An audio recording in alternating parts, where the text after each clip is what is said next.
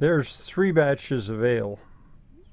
Give me this day my daily ale. Uh, that's probably more or less what I would drink in a day.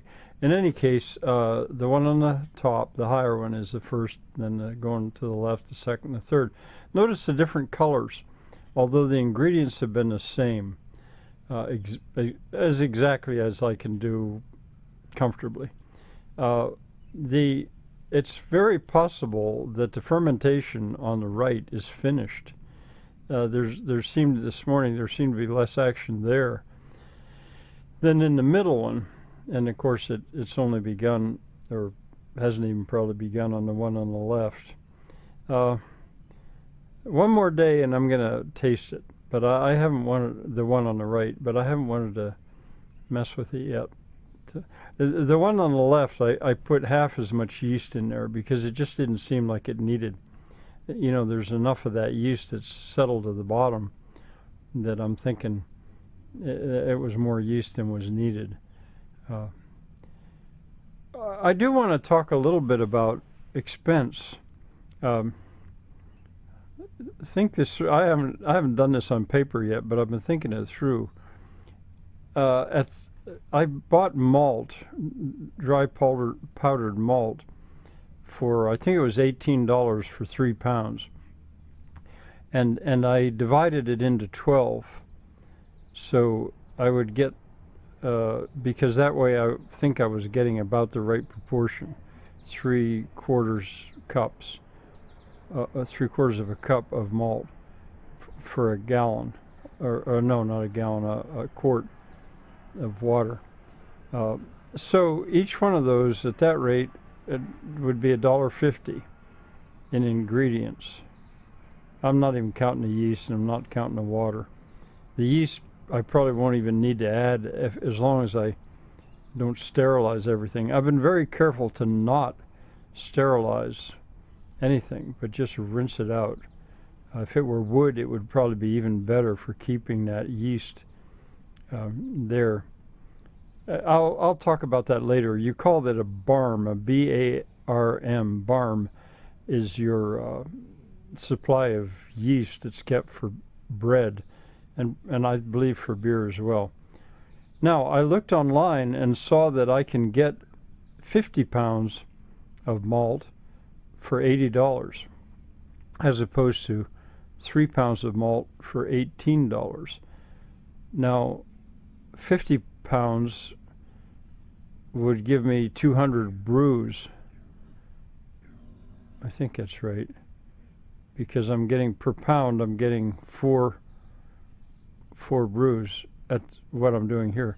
So that would be 50 brews for $80.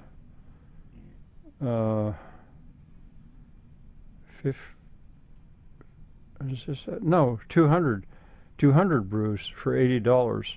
So that would be like, what, 40 cents a brew? And each one of those brews is going to be about a half a gallon by the look of it.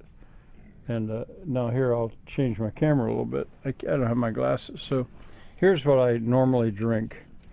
Old German beer. And I drink it warm, and I don't mind if it's flat, but it's usually carbonated here. And I don't know, is that 8 ounces? So that would be half a quart? No, I get so mixed up with that.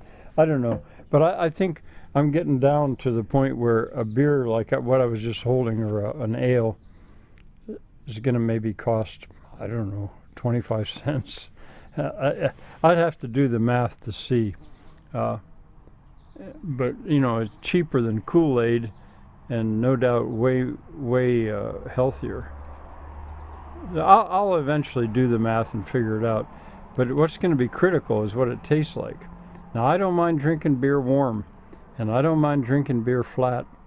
In the old days, that's what they did. As a matter of fact, if the beer was cold, they would put a piece of iron that they'd keep in the fire called a loggerhead, and they'd stick it in the cup or the flagon to warm that beer up, because back in those days, being warm enough was a bigger problem than drinking cold beer.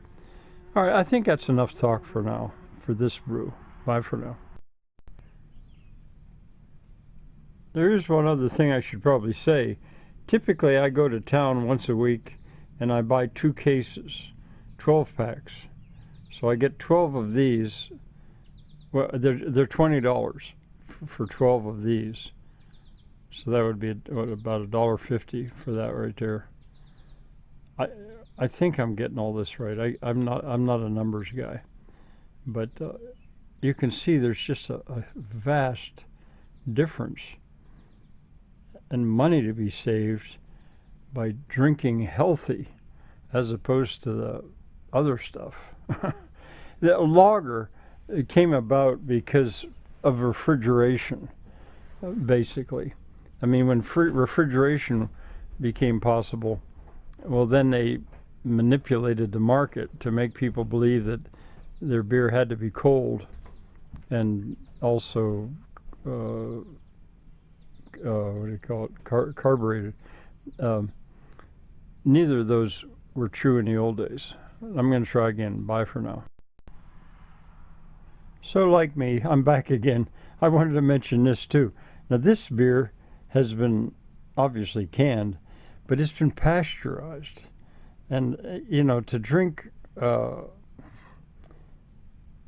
I call it raw beer, unpasteurized beer, sort of real beer, you basically have to get it on tap because it spoils if you don't drink it fairly fast. And you know, and it tastes so much better. So I'm not actually comparing a similar product with this compared to that.